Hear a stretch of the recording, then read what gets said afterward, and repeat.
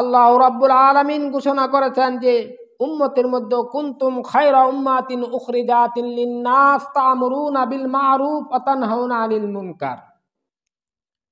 তোমরাই উত্তম জাতি ওয়ালা কুনতুম খায়রা উম্মাতিন উখরিজাতিন লিন-নাস, মানুষদের মধ্যে তোমাদেরকে বাহির করে দেওয়া হয়েছে উত্তম নবীর উম্মত হিসেবে। যাই হোক, আল্লাহ রাব্বুল আলামিন আপনাকে আমাকে উত্তম জাতি এবং উত্তম উম্মত হওয়ার জন্য সুযোগ দান করে দিয়েছেন। আমরা মুসলমান জাতি হিসেবে, উত্তম জাতি হিসেবে আমরা শ্রেষ্ঠ, সৃষ্টিগত দিক দিয়েও শ্রেষ্ঠ এবং উম্মতের দিক দিয়েও আমরা শ্রেষ্ঠ, এবং আল্লাহ রাব্বুল আলামিনের সবচাইতে মনোনীত, সম্মানিত, সবচাইতে দুনিয়ার আকাশের নিচে জমিনের উপরে সবচাইতে সম্মানিত জায়গা হলো মসজিদ। সবচাইতে সম্মানিত এবং যে ঘর সম্পর্কে আল্লাহ রাব্বুল আলামিন ঘোষণা করেছেন যে নিরাপদের জায়গা হলো মসজিদ, সেই মসজিদে আসার জন্য আল্লাহ রাব্বুল আলামিন আমরা আসতে পেরেছি। আল্লাহ রাব্বুল আলামিন মানুষকে সৃষ্টি করে শ্রেষ্ঠ জীব হিসেবে সৃষ্টি করে তাদেরকে দায়িত্ব দিয়েছেন। তাদেরকে শুধু তাই নয়, খলিফা বলে উপাধি দিয়েছেন, প্রতিনিধি হিসেবে উপাধি দিয়েছেন। আল্লাহ রাব্বুল আলামিন ঘোষণা করেছেন বিসমিল্লাহির রহমানির রহিম ইকরা বিইসমি রাব্বিকাল্লাযী খলাক। ইকরা পাঠ করো, বিইসমি রাব্বিকাল্লাযী খলাক, যিনি তোমাকে সৃষ্টি করেছেন। যে আল্লাহ রাব্বুল আলামিন ইকরা বিইসমি রাব্বিকাল্লাযী খলাক সৃষ্টি করেছেন, সেই রবের নাম তোমরা পাঠ করো। এখানে ইকরা বলতে শিক্ষার কথা বলা হয়েছে। কোন শিক্ষা? কোরআনুল কারীমের শিক্ষা, দ্বীনের শিক্ষা, যে শিক্ষায় মানুষ বর্বরা থেকে, জাহেলিয়াতের বর্বরা থেকে, গুমরা থেকে, অন্ধকার থেকে আলোর দিকে আসার সুযোগ লাভ করবে, সেই শিক্ষা। যে শিক্ষায় মানুষকে দুনিয়ার সমস্ত কল্যাণমুখী করবে, শুধু তাই নয়, দুনিয়ার কল্যাণ, ইহকালে কল্যাণ এবং পরকালীন মুক্তি, নাজাতের ফয়সালা বয়ে আনবে, সেই শিক্ষার কথা আল্লাহ রাব্বুল আলামিন ঘোষণা করেছেন। আমাদের শিক্ষার অনেক সুযোগ রয়েছে, আমরা শিখি না। শিক্ষাই হলো জাতির মেরুদণ্ড। যে কোনো বিষয় যদি শিক্ষা না থাকে, তাহলে সে বিষয়ে যদি শিক্ষা না থাকে তাহলে সে উন্নত হতে পারবে না। শিক্ষাই জাতির মেরুদণ্ড। তার মধ্যে কালামে মাজিদের শিক্ষা হলো উত্তম শিক্ষা। রাসূলুল্লাহ সাল্লাল্লাহু আলাইহি ওয়াসাল্লাম ঘোষণা করেছেন খায়রুকুম মান তাআল্লামাল কুরআন ওয়া আল্লামা। তোমাদের মধ্যে ওই ব্যক্তি সবচেয়ে উত্তম যে কোরআনুল কারীম শিক্ষা করে এবং করায়। তে আমাদের শিক্ষার প্রয়োজন রয়েছে। শিক্ষা যদি না থাকে, কোরআনের শিক্ষা যদি আপনার না থাকে, তাহলে দুনিয়াতেও আমরা লাভবান হতে পারবো না, দুনিয়াতেও আমরা উন্নতি হতে পারবো না, পরকালেও আমাদের জন্য নাজাত বয়ে আনবে না।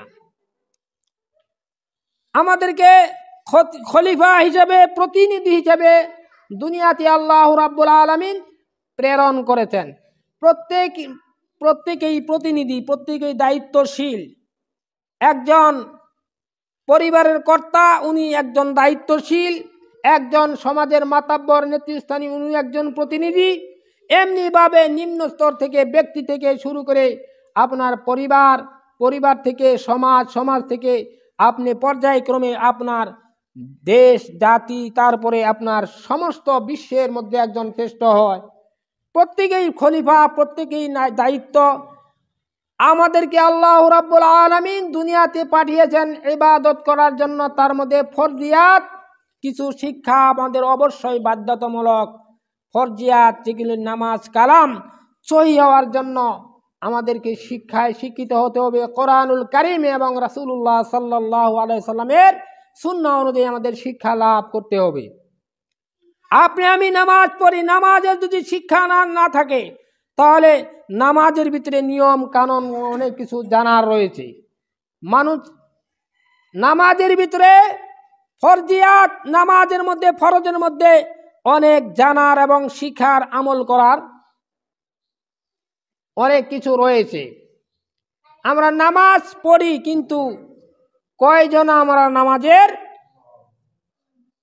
নামাজের ফরজ সুন্নত, নামাজের নিয়ম কানুন আমরা কয়জনা জানি? দোয়া কালাম আমরা কয়জনা জানি? কোন ওয়াক্তে কোন ওয়াক্তে কত রাকাত নামাজ, এটাও আমরা জানি না। পুরুষেরা তো জানি না, মহিলারা আরো জানে না। অনেক স্কুল কলেজ পড়ুয়া ছাত্র ছাত্রীকে হঠাৎ করে জিজ্ঞাসা করলে তারা পারবে না যে নামাজ আপনার 5 ওয়াক্ত নামাজে যের ভিতরে কোন ওয়াক্তে কত রাকাত নামাজ এবং কতটি সুন্নাহ, এটা আমরা অনেকেই জানি না। কোন একজন মহিলাকে দেখতে গিয়ে প্রশ্ন করা হয়েছে, আপনি কি 5 ওয়াক্ত নামাজ ঠিক মতো পড়েন? হ্যাঁ পড়ি। তাহলে 5 ওয়াক্ত নামাজের ভিতরে এশার নামাজ ক রাকাত? সে বলে 15 রাকাত। তাহলে কি তার 5 ওয়াক্ত নামাজ? সে কুরআনুল কারীম পড়তে পারে, স্কুলে লেখাপড়া করে, এশার নামাজ কয় রাকাত এবং আমাদের আহলুল হাদিস জামাতেরই সে বলতে পারে না। এরকম অনেক মা বোনেরা রয়েছে, এরকম অনেক পুরুষ সাবালক পুরুষেরাও রয়েছে, জানে না নামাজের মসলা মাসাইল আমরা জানি না। যদি আমাদের শিক্ষা না থাকে, যে কোনো বিষয়ে আপনি নামাজ কালাম পড়েন, যদি আপনার আমার নামাজের বিষয়গুলি যদি সঠিকভাবে যদি জানা না থাকে, তাহলে আমি কিভাবে আমল করব, কোন সময় কোন দোয়া, এটা আমরা অনেক সময় জানি না। জানলেও আমরা সেটাকে সঠিকভাবে আমরা আমল করার চেষ্টা করি না, অবহেলা করি। এমনও মুসল্লি আছে, একজন মানুষ আমাদের সমাজেই রয়েছে, একজন মানুষ নামাজ ফরজ নামাজ একামত দিয়ে পড়তেছে, আরেকজন যে কোন পাশে দাঁড়াবে সেটাও জানে না। আমরা মুসলমান, আমরা শ্রেষ্ঠ জাতি, শ্রেষ্ঠ উম্মত, কিন্তু আমাদের শ্রেষ্ঠ বলে আমাদের উপাধি, কিন্তু আমরা এ নিয়ে আমরা গর্ব করতেছি জানি না, এবং নামাজের মুহাব্বত নাই।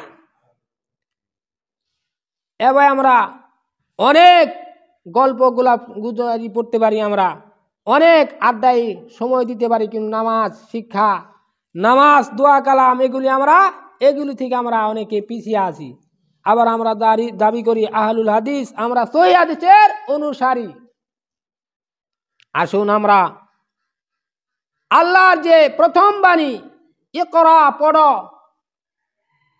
এই ইকরার প্রতি আমরা গুরুত্ব দিয়ে আমাদের শিক্ষা সর্বপ্রথমে কোরআনুল কারীম এবং রাসূলুল্লাহ সাল্লাল্লাহু আলাইহি সাল্লামের সুন্নাহ অনুযায়ী আমরা যেন শিক্ষা করে এবং তদনুযায়ী যেন আমরা আমল করতে পারি।